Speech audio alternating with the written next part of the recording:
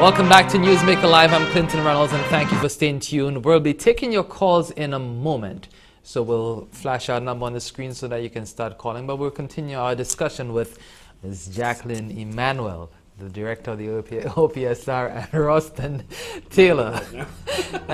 I hope I get your name right. Of the St. Lucia Manufacturers Association. Very interesting discourse so far. Before we went to break, you're going to bring in that national exhibition or exposition, which was held a few years ago. Yeah. And I was commenting on, just the quality of products that were on display. It was amazing to me. Yeah. And it was a few years ago. Yeah, a lot of planning actually went into that exhibition. We actually started the planning for that a year before it actually When occurred. you say we, it was the who's Chamber of responsible? Commerce in association with the Manufacturers Association. It was probably one of the better exhibitions ever put on in St. Lucia. But some things came out of that. We identified 20 companies which were export ready at that time, but nothing has happened since then. The truth of the matter is it did take a lot of our time, and being private sector individuals, it was very, very difficult for us to put it on every 2 years, which is the period in which we would have liked to put it on. If you look at other nations, Trinidad, they have TIC annually. Barbados has BMX annually. I would love to see us have an annual show, or at least every 2 years, at least put on an exhibition. Not just to inform the St. Lucian public as to what's new on the market, but it gives us that experience in how to sell, how to be aggressive. And I think during the break we were speaking about the lack of aggression of our salespersons. That was one of the areas we identified as an area which we needed to work on from the last exhibition, in that most salespeople tended to wait for persons to come to them.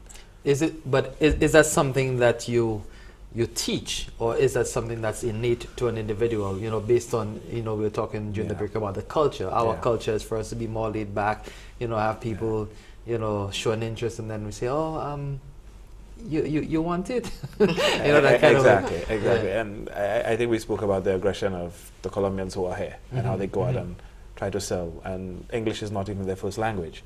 We have to be just as aggressive and even more aggressive than them if we want to be successful. Because if you want to sell a product, you have to be comfortable with that product. You have to show that product excites you. If it doesn't excite you, you want to excite the buyer. So sitting back and not being aggressive, it almost says to a customer, well, maybe something's wrong. They're not pushing. I hope that even before the expo starts, the OPSR can speak to the salespeople and say, you have to be more aggressive. You have to go out there and say, come try my product. Now, from a manufacturer standpoint, I mean, you're in the belly of it, the bosom of it.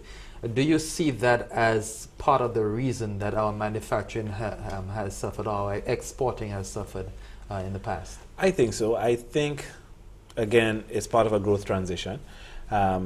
Being aggressive takes some work. You don't just get up one day from being shy and be a salesperson.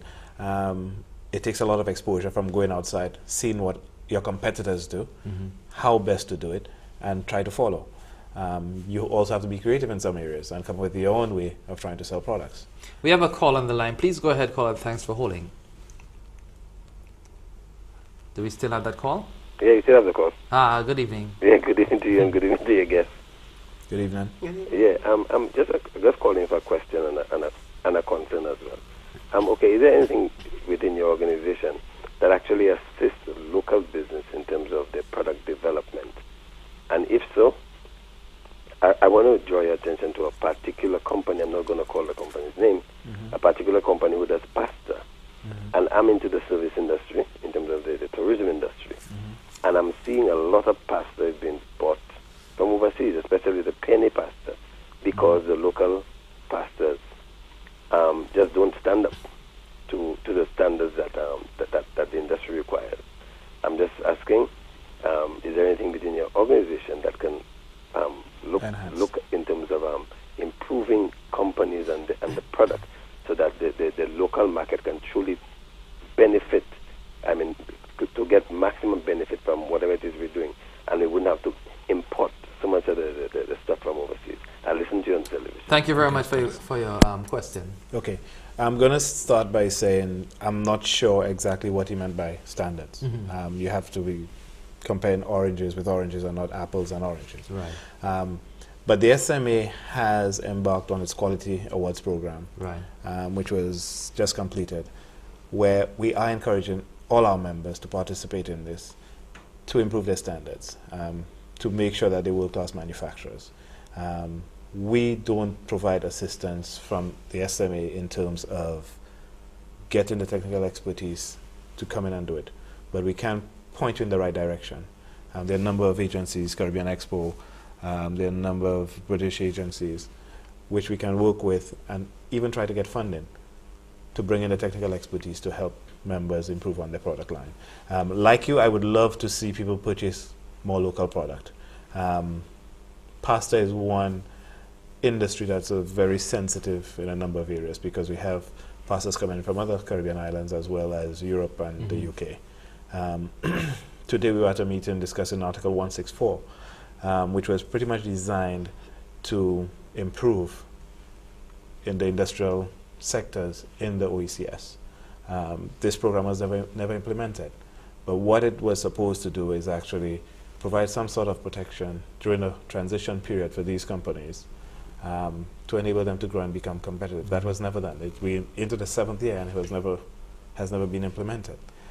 So these are the little things that there have been plans in order to improve, but either through lack of will by the government, it has never been done.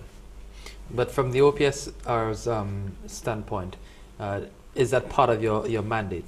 At this point in time, we do not have a program to help in product development directly. We have been looking to build one because we recognize in some instances people need a little help to do some of the research that is needed, product research and development. But at this point, we do not have a program that does that, and I need to be honest about that. We have assisted the SMA, our benchmarking initiative, a few years ago, to help, and we did some of the pasta companies, to help them in terms of benchmarking towards, world-class manufacturing. And that was very comprehensive. Look at the process and how they do the products and everything. But in a case like this, where a company may want to develop a particular type of product and may need to have research done, we do not have a program at this point that does that. But we have been working with the Bureau of Standards. At this point in time, what we have been able to do is get assessments. The Bureau of Standards is working with us. We've just done 2 assessments, for example, of 2 companies that are doing product and pointing them, like he said, into the right direction in terms of what needs to be done. In terms of helping them actually do it, that requires additional resources that we do not have at this point in time. Now, I know from go ahead. I also wanted to say that some manufacturers are not even waiting. They're taking the initiative on their own. Tolin in Viewfort just invested in a whole new equipment, and you're going to see an improvement in this toilet. I've already started to recognize it. Well, it's always good to see an improvement in your toilet. I thought you were going to say something else. Softer feel, huh? It's a softer feel. But you could tell that improvements in standards are putting better products out on the market. Right. We spoke about Baron Foods earlier, Double Ace Bottling Company. And I really wish we could have done more school tours because they've invested close to $5 or $6 million in state-of-the-art equipment, which is invested probably in one other country in the whole Caribbean, including Puerto Rico. Wow. And it costs money to get to that stage. And the more advanced companies, the older companies will be able to do that. The younger companies, it's going to take a little time. Right. There are companies that are doing it. Oftentimes, it's not necessarily research because it's a known product. It might just be a piece of equipment, that they need to be able to develop that particular type of pasta. There are agencies, there are funding sources that they can harness. Of course, it would be loan funds. It wouldn't be totally grant, because one of the things, even in the EU program, we were not allowed to spend money in capital equipment. The EU always said we would not let to replace the banks. So we would help with some testing. We've sent products overseas for testing. We would fund that. We would help with quality systems being put in place, but not in purchase of heavy equipment. But there are sources programs that can do that. There's Yeah, IFC, CFTC. there's the EIB has a Yeah. program with Bank of St. Lucia, and I believe the companies are interested in going that route. They could come to us, with point them in the right direction. Yeah. The CTSP program in Trinidad, CARICOM Trade Support Program, initially didn't offer that support for capital. They now offer that interest-free. It's an interest-free loan, Yes, so that's they right. would grant you a loan and you pay them back over time. For capital. And they provide technical assistance as well. So there's a lot of help available. I mean, from Europe, from the region, even We could, to help in terms Yeah, of it access, develop can- our access. Yes. Sometimes it's not as easy as you think. A lot of the Well, I times could you well have imagine. to know. you have to jump through the hoops. Yeah, but you have to understand that they have to protect from fraudulent persons as well. Right. And this is what makes it some of it difficult to access. But once you follow the right processes, it is accessible.